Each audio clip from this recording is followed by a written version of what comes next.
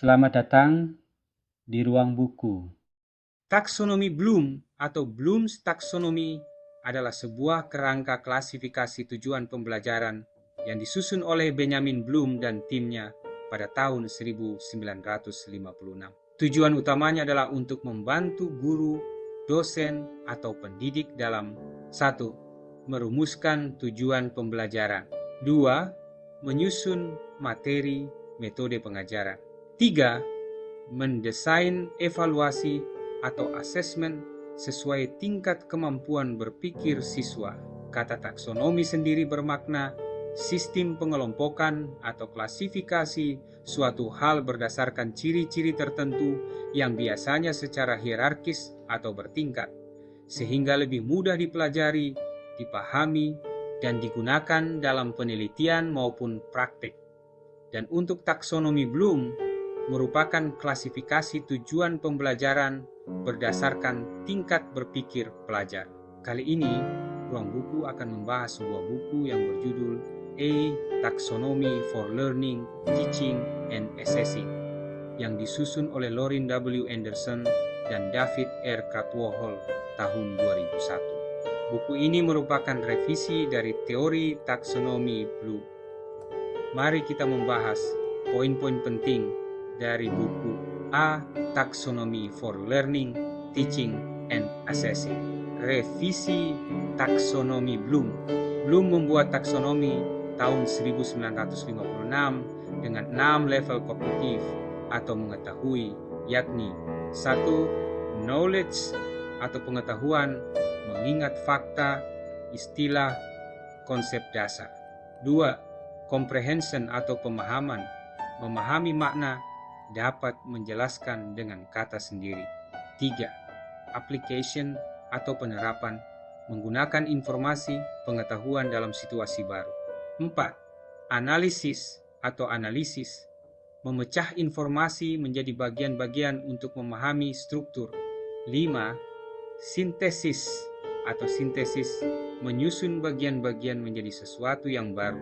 6. Evaluation atau evaluasi, membuat penilaian berdasarkan kriteria atau standar tertentu.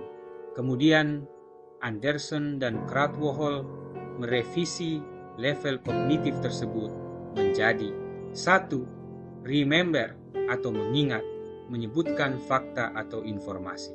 2. Understand atau memahami, menjelaskan dengan kata sendiri. 3. Apply atau menerapkan, menggunakan konsep atau rumus. 4. Analyze atau menganalisis, membedakan, menguraikan, mencari hubungan. 5. Evaluate atau mengevaluasi, menilai dan memberi alasan. 6. Create atau mencipta, merancang, membuat ide atau produk baru. Perubahan utama dalam revisi ini adalah 1. Menggunakan kata kerja, bukan kata benda. 2. Level tertinggi bukan lagi evaluation, melainkan create, dimensi ganda, proses kognitif, dan pengetahuan. Versi revisi dari taksonomi Bloom oleh Anderson juga menambahkan 2 dimensi dalam pembelajaran, yakni pertama, proses kognitif yang berupa 6 level yang disebutkan sebelumnya. Kedua, jenis pengetahuan yang berupa 1. Actual knowledge yang berupa fakta-fakta. 2. Conceptual knowledge, yakni berkaitan dengan konsep, prinsip, model, dan sejenisnya. 3. Procedural knowledge, seperti cara, teknik, metode, dan sejenisnya. 4. Metacognitive knowledge, berupa kesadaran dan strategi belajar diri. Fungsi untuk pendidikan. Taksonomi revisi versi Anderson bisa membantu pengajar untuk 1. Merumuskan tujuan pembelajaran yang jelas dan terukur. 2. Menyusun strategi pengajaran sesuai level berpikir siswa. 3. Mendesain asesmen atau ujian yang sesuai dengan tujuan pembelajaran. Contoh aplikasi. 1. Remember, menyebutkan definisi istilah. Level paling rendah dalam berpengetahuan ini termasuk menghafal. Contoh pertanyaan. Sebutkan 3 contoh hewan yang hidup di hutan tropis. Apa definisi ekosistem? 2. Understand, menjelaskan suatu teori dengan kata-kata sendiri. Contoh pertanyaan. Jelaskan mengapa pohon penting bagi keseimbangan ekosistem hutan. Gambarkan hubungan rantai makanan sederhana di hutan. 3. Apply, menggunakan rumus dan metode atau model pada soal atau permasalahan. Contoh pertanyaan. Jika jumlah harimau berkurang drastis, bagaimana dampaknya pada rantai makanan? Terapkan konsep simbiosis untuk menjelaskan hubungan pohon dan jamur mikorizat. Analyze, membedakan argumen valid atau tidak valid. Contoh pertanyaan. Bedakan peran produsen, konsumen, dan decomposer dalam ekosistem hutan. Analisis faktor-faktor yang menyebabkan kerusakan hutan. 5. Evaluate, menilai kualitas sebuah solusi. Contoh pertanyaan.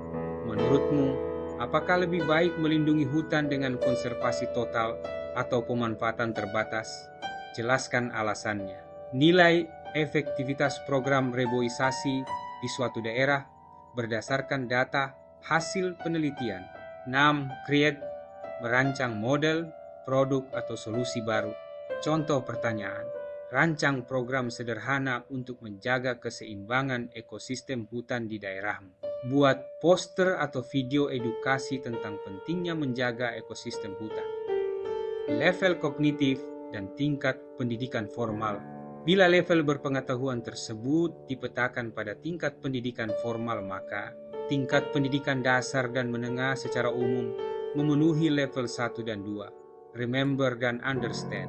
Tingkat pendidikan sarjana mengisi level berpengetahuan, understand, apply, dan sedikit analyze. Tingkat pendidikan magister seyogyanya sudah memiliki tingkat berpengetahuan sampai pada level evaluate. Tingkat pendidikan doktoral merupakan jenjang pendidikan formal tertinggi, seharusnya sudah sampai pada level create, mampu merancang model, produk, dan menghasilkan solusi atau ilmu baru.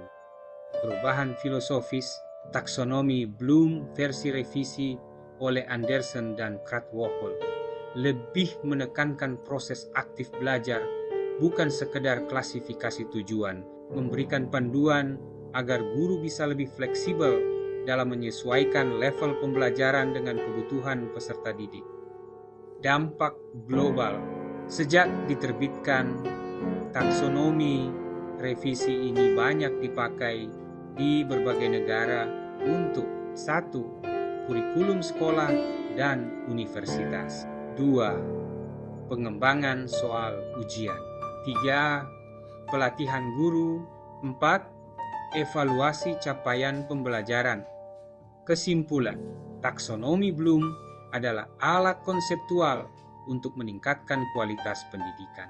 Ia membantu pendidik memastikan pembelajaran tidak hanya berhenti di hafalan, tetapi naik ke tingkat berpikir yang lebih tinggi seperti analisis, evaluasi, hingga mencipta. Buku ini memperbarui taksonomi Bloom agar lebih relevan dengan pendidikan modern. Fokusnya adalah menjadikan taksonomi sebagai alat praktis bagi pengajar dalam merancang pembelajaran, bukan sekadar kerangka teoretis. Demikian ulasan singkat untuk buku kali ini. Semoga bermanfaat. Terima kasih.